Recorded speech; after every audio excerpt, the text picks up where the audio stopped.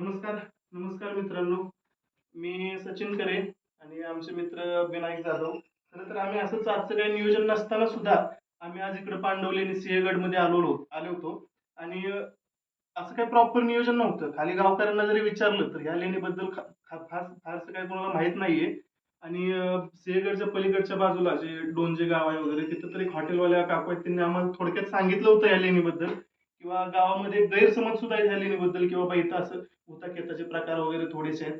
आणि आज ज्यावेळेस आम्ही आलो त्यावेळेस आमचा खरं तर लॉंग कट पडला. आणि इथला रस्ता जो एवढा आहे तो भयानक आहे. खरं तर तुम्ही प्रयत्न पण करू नका. जर खरंच तुम्हाला ऍडव्हेंचर ट्रेक करायचा असेल आणि तुमची तयारी असेल तरच या, नाहीतर असं तुम्ही येऊ नका. कारण की आम्ही सुद्धा इथून 100-200 मीटरचा जो रस्ता आहे तो एकदम भयानक आहे. म्हणजे तिथून आपण जाताना थोडी जर चूक झाली तर आपल्या जीवानिशी ते बेतू शकतं.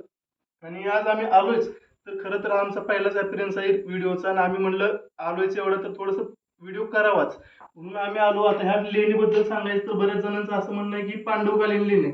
पण या लेणीकडे जर बघितलं आपण बारकाव्यानं तर थोडंसं असं जाणवतं की शिवाजी महाराजांच्या काळात केलेली असावी किंवा पांडवकालीन पण असावी.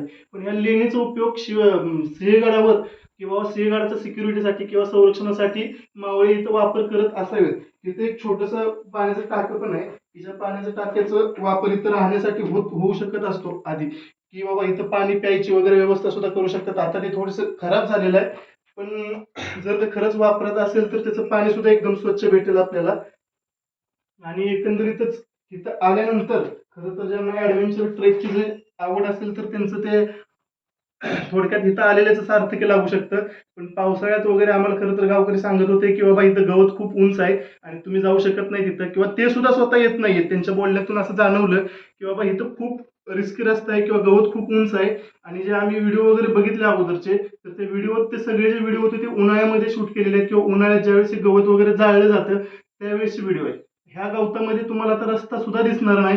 आणि रस्ता जरी दिसला तरी रस्ता एवढा रिस्की आहे की त्या गवतावरून घसरते, आणि घसरलं तर डायरेक्ट खाली म्हणजे 300-400 फुटाची दरी आहे. त्याच्यात गेल्यानंतर आपल्या जीवावर सुद्धा बेतू शकतं ते. आणि एकंदरीत ह्या गुहेबद्दल जर सांगायचं तर इथून सरळ सिंहगडाचे जे टॉवर वगैरे आहेत किंवा बुरुज आहेत ते इथून स्पष्ट दिसत आहेत. आणि एकंदरीत निवृत्त दिशेला तोंड करून ही गुहा आहे. धन्यवाद.